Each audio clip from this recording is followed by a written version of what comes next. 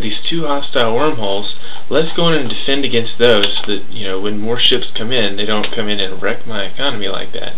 So I'm going to switch to the turrets tab here. I'm going to go to tractor beam turrets. I'm going to hold Control and Shift and click, and this builds 5 all right at one go. I'm going to build 2 swaths of 5 at each one. So you're going to have 10 tractor beams at each. That'll hold everybody in place that comes in and protect me from the the influx of the enemies. Now I'm building basic turrets. Do the same thing. I'm going to put 15 at each one. And okay, now we've got a fair bit of turrets on the way in. And as you can see, my engineers are still working on those harvesters and getting those back up to full speed. Now, okay, my crystal is down to almost nothing. Whoops! That's because I tried to build too many things in general at once. The big drain right now on my crystal is these tractor beams, which cost a lot of crystal to build. So what I'm going to do is I'm going to select from the sidebar here all of my tractor beam turrets. There's 20 of them. I'm going to go in and say pause. So that's going to stop making them build and give everything else some time to build, so that hopefully won't be draining my economy so much. The other thing I noticed is that I've got a big net balance for energy. My energy reactors produce 40,000 and 80,000 energy respectively, and they take a bunch of metal and crystal to operate. So I think what I'm going to go in and do is go in and pause this Mark III energy reactor that I've created, because right now I'm not building more ships anyway. So that's majorly reduced my net energy balance, which means I can build fewer new ships, but it has increased my metal and crystal income. Now, normally you're not going to have to go and micromanage this sort of thing, but just because my economy got really destroyed there, it's not a bad idea to turn off that for this one particular moment, and when the economy gets back on track, then there's less of an issue. Now, okay, this crystal harvester is about to be finished, and then we're going to have a positive income here finally. Okay, so now we've got 36 crystal net coming in, 71 metal net coming in. That's with the 116 metal in versus 44 metal out, and that's changing a little bit as things complete being built, and as my engineers accelerate things. The engineers accelerating them makes them burn resources at a faster rate, etc.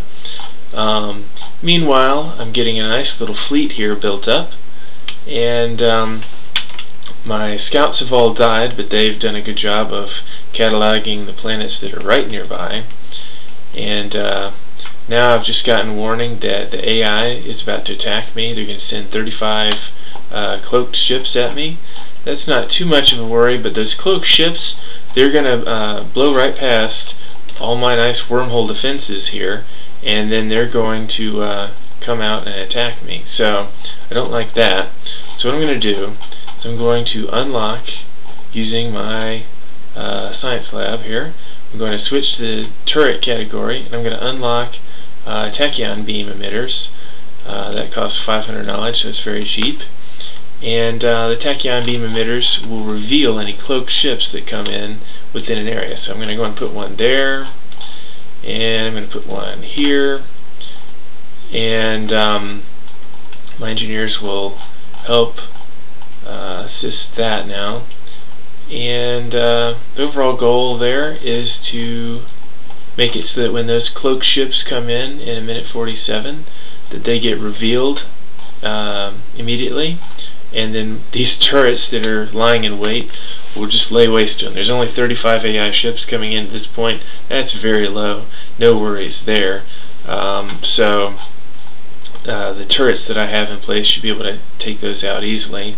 It'll be really nice if I can get some of my tractor beam turrets completed, but my crystal income is still not at a point where that's a guarantee.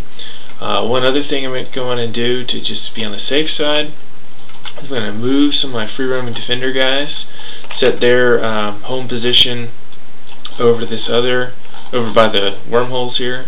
So I'm holding V and right clicking again, so now I've got two different groups of guys, 122 guys in all, split across the two wormholes there. And you know, I'm off to a slower start here because I let myself, you know, have my economy get ravaged. That's, you know, if that happens, that's fine. You know, it's taking me an extra 5 minutes to get off my feet and out the door.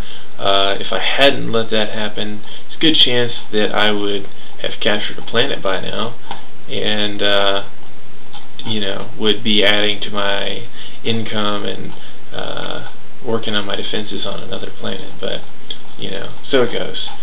Alright, I'm going to go on and unpause all these tractor beam turrets so that my engineers can go over there and work with them. Looks like I'm short on energy now, thanks to those being paused. That was causing me to be, you know, come back in with less energy. The AI isn't really threatening me right now, so I'm going to go and pause those back again. Now I'm no longer short on energy. What I really need to do is get my economy in better shape and get to the point where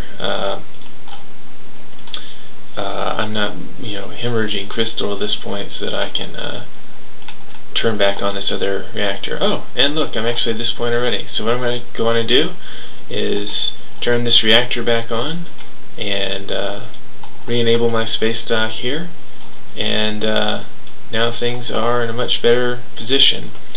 Now I'm going to go on and pause these engineers because these extra engineer drones, I just don't have the resource income to really deal with them yet. So let's see, I've said that my goal was to get to Piffenzup here because it's got more metal and more crystal.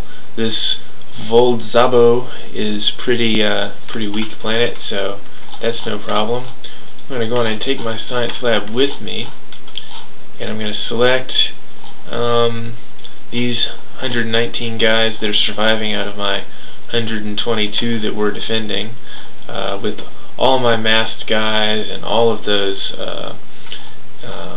turrets that are there and so forth. Those cloaked ships really never had a prayer, so that's great. So grouping my guys by the Voldzabo wormhole, and we'll see what happens there.